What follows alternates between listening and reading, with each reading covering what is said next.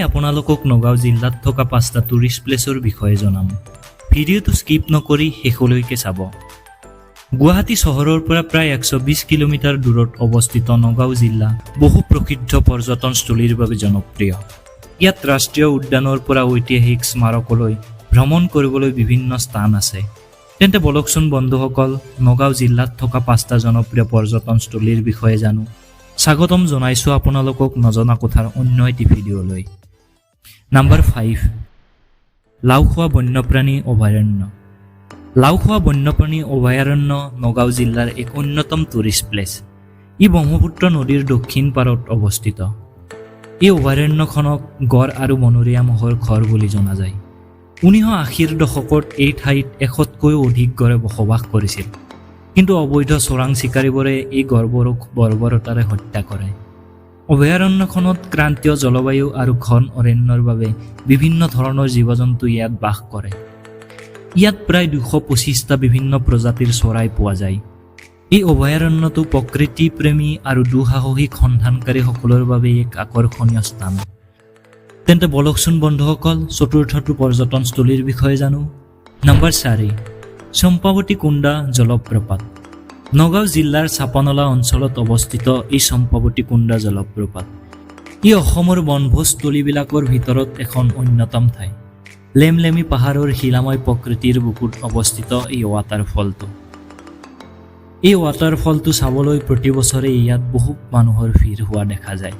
চম্পাৱতীলৈ বছৰৰ নৱেম্বৰ আৰু ডিচেম্বৰ মাহত অসমৰ বিভিন্ন প্ৰান্তৰ পৰা অহা হাজাৰ হাজাৰ বনভোজ দলৰ উপস্থিতি দেখিবলৈ পোৱা যায়।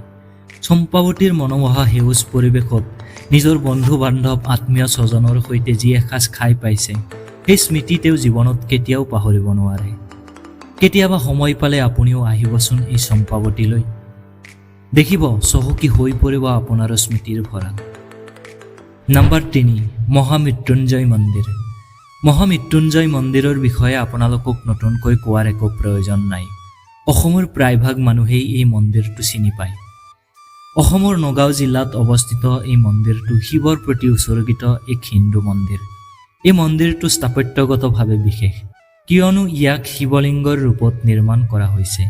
ই হৈছে গোটেই বিশ্বৰ ভিতৰত এক সৰ্ববৃহৎ শিৱলিংগ, যাৰ উচ্চতা হৈছে 126 ফুট, যাৰ বাবে মন্দিৰটোক অনুৰাগীসকলৰ বাবে অনন্য আৰু অতি আকৰ্ষণীয় কৰি তোলে। মন্দিৰ নিৰ্মাণৰ কাম 2003 চনত আচাৰ্য ভৃগুগিৰি মহাৰাজে আৰম্ভ কৰিছিল। এই ঠাই তেওঁ ধ্যান কৰিবলৈ ব্যৱহাৰ কৰিছিল। তেওঁৰ মতে দৈত্যগুৰু শুক্ৰাচাৰ্যই প্ৰাচীন কালত পৌৰাণিক বিশ্বাস অনুসৰি ইয়াত মহামৃত্যুঞ্জয় মন্ত্ৰৰ ধৰ্মীয় ৰীতি নীতি পালন কৰিছিল।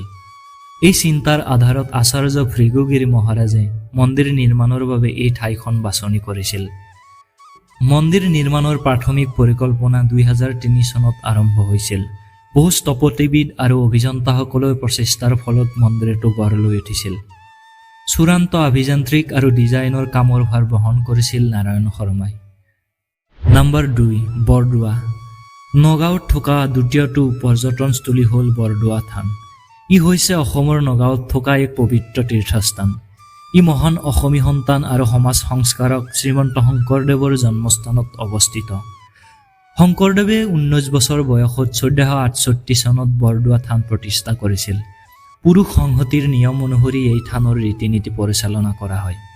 তীৰ্থস্থানটো নগাঁও চহৰৰ পৰা প্ৰায় 16 কিলোমিটাৰ দূৰত বটদ্ৰৱত অৱস্থিত, আৰু এই তীৰ্থস্থানটোই 16 বিঘা এলেকা আৱৰি আছে। ঠাইখন শ্ৰীমন্ত শংকৰদেৱৰ জন্মস্থান হিচাপে বিখ্যাত। তেওঁ অসমত বৈষ্ণৱী পৰম্পৰাৰ প্ৰতিষ্ঠাপক আৰু প্ৰচাৰক আছিল। ফাকুৱা উৎসৱ আৰু সকলো বৈষ্ণৱ সাধুৰ জন্মবাৰ্ষিকী ইয়াত পৰম শ্ৰদ্ধাৰে উদযাপন কৰা হয়। এই ঠাইখনে অসম সংস্কৃতি পৰম্পৰাত যথেষ্ট ধৰ্মীয় আৰু সাংস্কৃতিক গুৰুত্ব বহন কৰি আহিছে। নাম্বাৰ 1, কাজিৰঙা ৰাষ্ট্ৰীয় উদ্যান। কাজিৰঙা ৰাষ্ট্ৰীয় উদ্যানৰ বিষয়ে আপোনালোকক নতুনকৈ কোৱাৰ একো প্ৰয়োজন নাই। কাজিৰঙা ৰাষ্ট্ৰীয় উদ্যান এটা শিঙৰ গড়ৰ বাবে বিশ্ববিখ্যাত। এই ৰাষ্ট্ৰীয় উদ্যানখনত 5টা ডাঙৰ স্তন্যপায়ী আছে, আৰু সেইকেইটা হ'ল এটা শিঙৰ গড়, ৰাজকীয় বেংগল বাঘ, এছিয়াটিক হাতী, ইষ্টাৰ হৰিণ আৰু বনৰীয়া ম'হ। ব্ৰহ্মপুত্ৰ নদীৰ পাৰত অৱস্থিত কাজিৰঙাৰ প্ৰাকৃতিক দৃশ্য অতি মনোমোহা। বছৰৰ প্ৰতিটো সময়তে ইয়াত দেশ বিদেশৰ বহু পৰ্যটকৰ ভিৰ হোৱা দেখা যায়। কাজিৰঙা ৰাষ্ট্ৰীয় উদ্যান ভ্ৰমণ কৰিবলৈ ছাফাৰী আৰু হাতীৰ যাত্ৰা কৰিব লাগে। বন্ধুসকল, আজিলৈ ইমানেই। আকৌ লগ পাম এটা নতুন ভিডিঅ'ত। ভিডিঅ'টো চাই কেনে পালে জনাবলৈ একেবাৰে নাপাহৰিব। ধন্যবাদ।